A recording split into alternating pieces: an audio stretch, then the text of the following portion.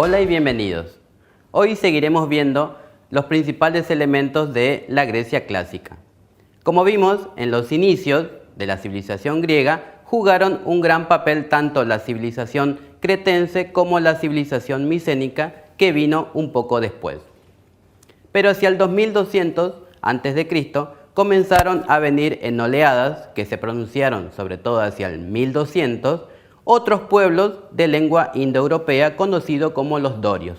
Estos dorios van a invadir Grecia y van a destruir todos los palacios micénicos, sobre todo porque tenían las armas de hierro. Empujados por los dorios, la mayoría de los pueblos micénicos se fueron hacia el Asia Menor. Pero también quedaron poblaciones indefensas que fueron reunidas y se juntaron en lugares estratégicos para defenderse mejor de los ataques enemigos. En esos lugares, sobre todo en las construcciones en las alturas, empezaron a realizar lo que conocemos como la Acrópolis. La Acrópolis no solamente era el lugar donde se ubicaban el gobierno y las autoridades, sino que también servía como defensa en caso de ataques enemigos. También en esos lugares se van a construir los templos de los dioses principales y también el ágora. El ágora era una plaza pública donde los ciudadanos se reunían y ahí entre todos decidían los problemas de la comunidad. Es decir, entonces, que la Acrópolis, el ágora, las poblaciones de los campesinos, los campos de cultivo y los bosques para extraer leña pasaron a formar un conjunto que se llamó polis, que en griego significa ciudades-estado. Esta ciudad-estado se va a caracterizar por su independencia, porque tiene su propio ejército, sus propias leyes, su propio gobierno y sobre todo una economía autosuficiente. Aquí, en las polis, es donde comenzará la historia clásica del pueblo griego.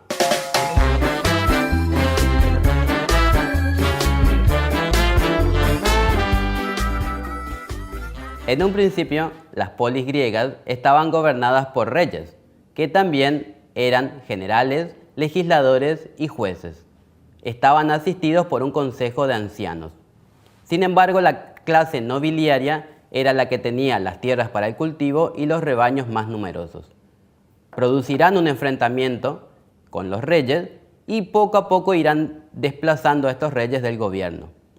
Hacia el siglo VIII a.C., en casi todas las polis ya habían sido suplantados los reyes. Es decir, pasaron de una monarquía, o sea, el gobierno de un monarca o un rey, a una aristocracia, que en griego significa gobierno de los mejores. Por otro lado, el crecimiento de la población de las polis también impulsó a una colonización de otros lugares que sobre todo fueron agrícolas, pero instalados en las costas del Asia Menor. Esto va a traer un doble beneficio. Va a ampliar no solamente el comercio, sino también todo el mundo cultural griego. Pero ¿qué va a ocurrir a partir del siglo V a.C.? Esa expansión que van a producir los griegos va a chocar inevitablemente con la expansión que también estaban produciendo los persas. Es así que el conflicto se va a volver inevitable. Este enfrentamiento entre los griegos y los persas van a ser conocidos como las guerras médicas. Y va a comenzar porque los persas van a invadir el Asia Menor, van a tomar las colonias griegas, estas se van a rebelar y las polis van a prometer ayuda a sus colonias. Tanto los reyes persas como Darío o Jerjes intentaron de una u otra manera invadir la Grecia continental, pero todas sus tropas, por más numerosas que fueron, totalmente derrotadas en el campo de batalla. Fueron batallas épicas, siempre comentadas en la historia, como por ejemplo la batalla de las Termópilas o la batalla de Maratón. ¿Por qué pudieron los griegos derrotar a los persas? Simplemente porque las polis dejaron sus diferencias de lado y se unieron frente al enemigo común. Para tener ejemplos de estas batallas, pueden ver, entre otras películas, la película 300. Luego de este enfrentamiento, la polis de Atenas sobre todo va a salir muy favorecida y va a ser considerada una potencia económica y también militar. Pero sus intereses van a chocar con otra polis también muy prestigiosa conocida como Esparta. Entre los años 431 y 404 a.C., Esparta y Atenas se enfrentarán en una guerra civil. Estas guerras, conocidas como las guerras del Peloponeso, van a dejar triunfante a Esparta, pero en definitiva van a debilitar a toda Grecia, lo que va a posibilitar la intervención de un reino vecino a Grecia conocido como Macedonia. Este reino estaba gobernado por el rey Filipo II y por su hijo Alejandro Magno. Pero hablemos un poco más de las polis. Podemos comenzar por las más conocidas, como por ejemplo Atenas. La Atenas del siglo V a.C. es conocida como la cuna de la democracia. Sin embargo, la instauración de este sistema democrático fue bastante lento. Y se debió sobre todo a que las clases populares comenzaron a pelear para conseguir derechos políticos. Esta polis tuvo la misma evolución que las otras polis, es decir, primero fue una monarquía y después fue desplazado por una aristocracia. El resto, el pueblo, fue denominado demos. Pero este demos no se quedó tranquilo, sino que empezó a luchar por sus derechos.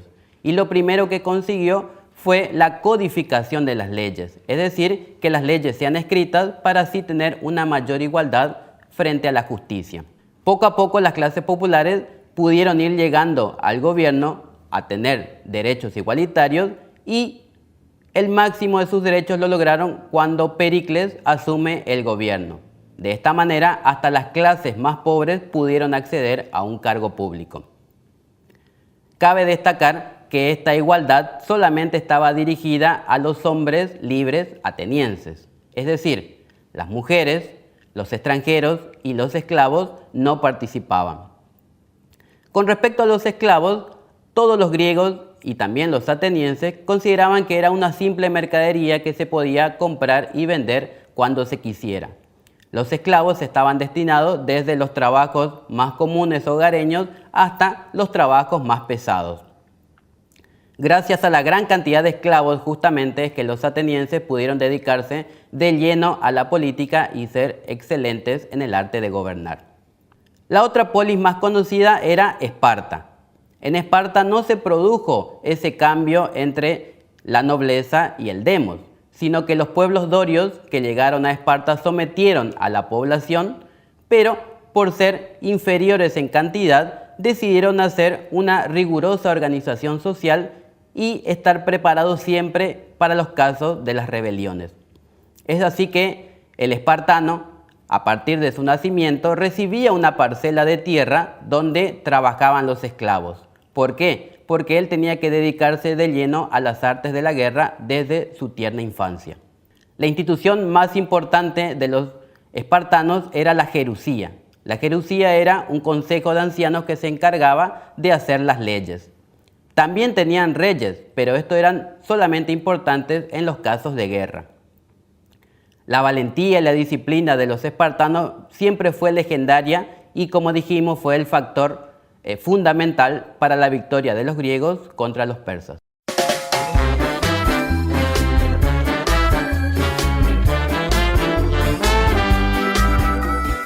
Hemos visto cómo se fue formando la base de la cultura griega clásica, desde la segunda oleada de pueblos indoeuropeos hasta las características de las polis más conocidas. También hemos visto cómo los griegos salieron triunfantes de las guerras médicas en contra de los persas, sobre todo porque se unieron en frente del enemigo común. Creo que es obvio la enseñanza que nos deja esta parte de la historia. También mencionamos la guerra civil o la guerra del Peloponeso, que en definitiva debilitó a toda Grecia y propició el avance del reino de Macedonia con Filipo II y Alejandro Magno. Con estos datos en la memoria quiero dejarles una pequeña actividad para que lo busquen en sus escuelas. ¿Qué significó polis? ¿Qué significó democracia para los atenienses? ¿Y qué piensan ustedes de la esclavitud? Nos vemos la próxima. Hasta pronto.